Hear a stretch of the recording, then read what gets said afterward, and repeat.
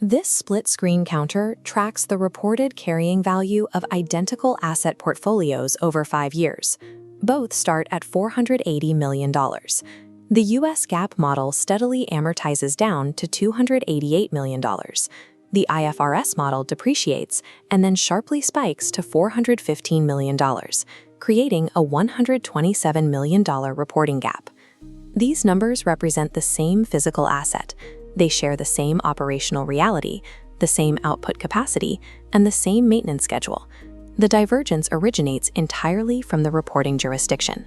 We are looking at the fracture between ASC 360 and IAS 16.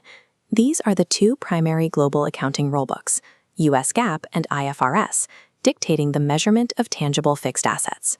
When analyzing financial statements, many investors treat property, plant, and equipment, or PP&E, as a settled, predictable line item. They calculate straight-line depreciation, subtract it from the top line, and move on. Failing to adjust for these underlying accounting frameworks distorts cross-border comparability. Valuation multiples derived from these figures carry mathematical illusions that directly penalize or artificially inflate specific companies. The balance sheet is not an objective measure of physical reality. It is a legally constructed accounting narrative. Evaluating PP&E as a standardized universal metric leads to mispriced capital allocation. On day one, the two frameworks appear aligned. Both require initial recognition of an asset at its historical cost, capturing the purchase price and any directly attributable costs to prepare the site for operation. The divergence begins immediately with the treatment of borrowing costs during a multi-year construction project. Under the IFRS standard, known as IAS 23, if an entity takes on debt to build a qualifying asset, the capitalization of the borrowing costs directly attributable to that project is strictly mandated. The interest expense is added directly to the asset's value on the balance sheet. This diagram compares two identical power station constructions. The IFRS outline fills higher because of that mandatory capitalized interest. The US GAAP side, operating under ASC 835-20, utilizes an optional weighted average interest approach, which frequently yields a materially lower capitalized footprint. That $30 million discrepancy in capitalized interest flows through every subsequent annual depreciation charge, affecting reported earnings for the asset's entire useful life. Before the machinery is even switched on, the initial recognition rules have established structurally divergent baselines, altering the long-term trajectory of reported operating earnings. Once operational, subsequent measurement rules dictate how the asset is valued. Under US GAAP, carrying value is locked into a strict historical cost model.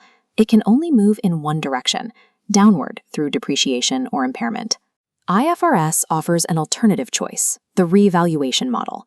This allows an entity to periodically write up the value of an entire asset class to fair market value. The gain bypasses the income statement and is recognized directly in other comprehensive income, a section of equity that captures unrealized gains and losses. Let's apply this to the heavy machinery sector. Caterpillar operates under US GAAP. No matter how much their physical fleet appreciates in a tight secondary market, those assets sit on the balance sheet at their depreciated historical cost. Meanwhile, Komatsu, reporting under IFRS, has the option to engage independent appraisers. In a constrained equipment market where replacement costs surge, they can write up those exact same excavators to reflect current market premiums. We see identical dynamics in the energy sector. ExxonMobil reports refineries and infrastructure at depreciated historical cost, while IFRS reporting peers like Shell have the structural capacity to mark identical asset classes to fair value. This animation illustrates the return on assets formula, or ROA. Because the IFRS firm periodically revalues its assets upward, the total assets denominator physically swells. Net income stays the same, but the final ROA percentage drops significantly. These revaluation surpluses also pool within equity reserves. For capital-intensive institutions like banks and insurers, that higher reported equity directly impacts regulatory capital ratios and debt covenant compliance.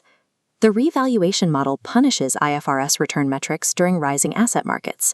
Comparing those outputs directly to US GAAP peers creates a false illusion of operational inefficiency. Depreciation schedules dictate the speed at which an asset's cost hits the income statement. US GAAP provides practical flexibility, meaning most industrial firms depreciate complex, multi-part assets as a single blended unit. IFRS requires mandatory component depreciation. If significant parts of a physical asset have materially different useful lives, the entity must build a separate depreciation schedule for each specific part. Consider the case of British Airways, operating under IFRS through its parent company, IAG. This 3D breakdown shows how IFRS treats the aircraft. It separates it into an airframe, depreciating over 25 years, engines burning down over 18 years, and interior fittings expiring in 8 years. When an engine is replaced mid-life, the IFRS framework de-recognizes the exact carrying value of the old component and capitalizes the new one. The airframe schedule remains entirely untouched. Under a blended US GAAP approach, the precise economic event of an engine swap gets muddied.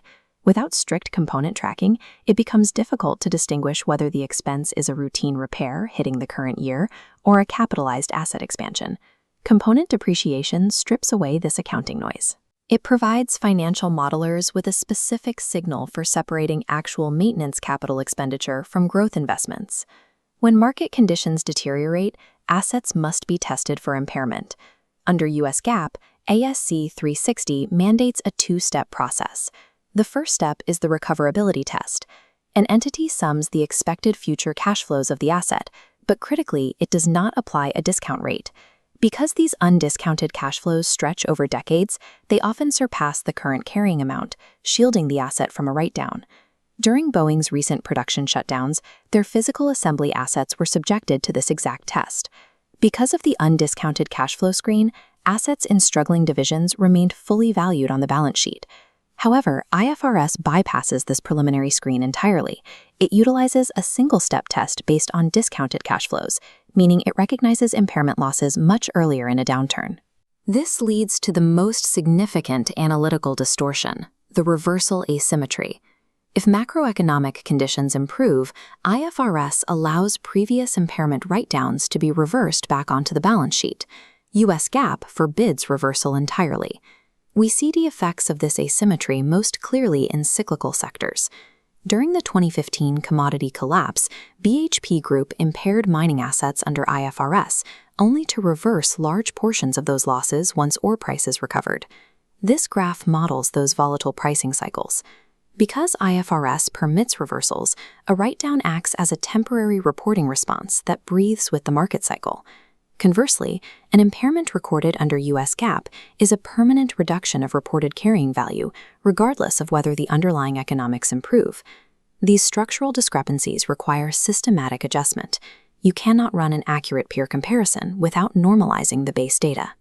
This visual balance sheet demonstrates the first necessary adjustment.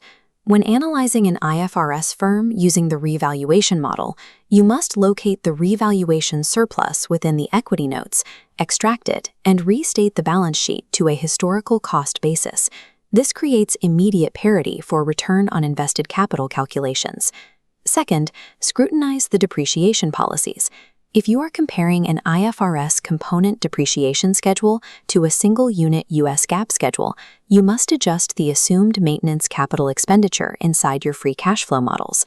Third, contextualize impairment signals based on the jurisdiction.